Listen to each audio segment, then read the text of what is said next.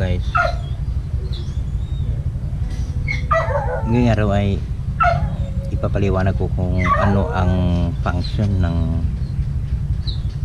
chain sa sprocket.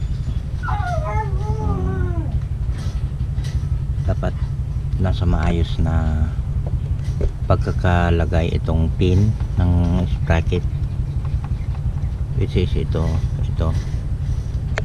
pin na yan yung pin niya. Dapat yan ay maayos ang pagkakalagay.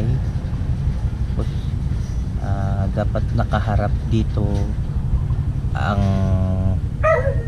opening ng pin, hindi doon, dahil ang ikot ng kadena ay pag ganun, kung buikot siya ganyan. Alright, okay. Now yan ang magsisilbing guide ng kadena upang maayos ang takbo at hindi matanggal, dahil matatanggal yan kung sa sobrang bilis ay tatalbog. Delikado.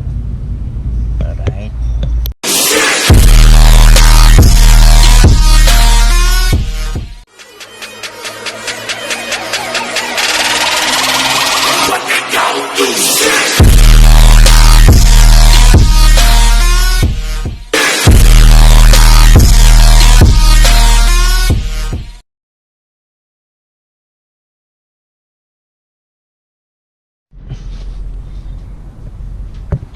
Makikita na tuwid ang kalinya na guys, nakalain sa sprocket.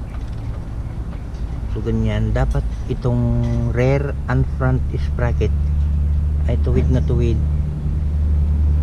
ang kadena, hindi disalign, dahil once na disalign matatanggal at tatalbog. So ganun. So dapat nasa wasto at align, magandang alignment ng sprocket, front and rear sprocket sa kadena, na kahit nasa top speed o gaano kabilis, hindi ito matatanggal. So ayan, dapat aalagaan din ang kadena. Ang functions nito, regular na lagyan ng langis, regular na lilinisan ang kadena, at i-check kung maluwag na o hindi, o mahigpit o maluwag. Dapat yung tamang-tama lang yung luwag ng kadena, gaya nito, para may play. Alright, so ganun lang guys.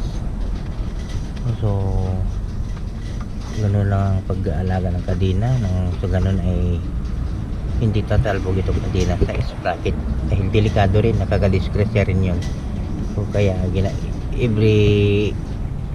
every day gina-check up ko itong kadena ko at sprocket kung okay pa ang mga test niya, nangingipin na yung sprocket at ang kadena mismo. So actually ito'y bago pa itong kadena at sprocket, so pinalitan ko. So nga okay naman.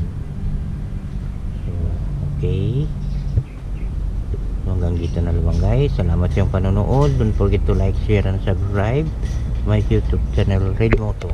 Maraming salamat guys.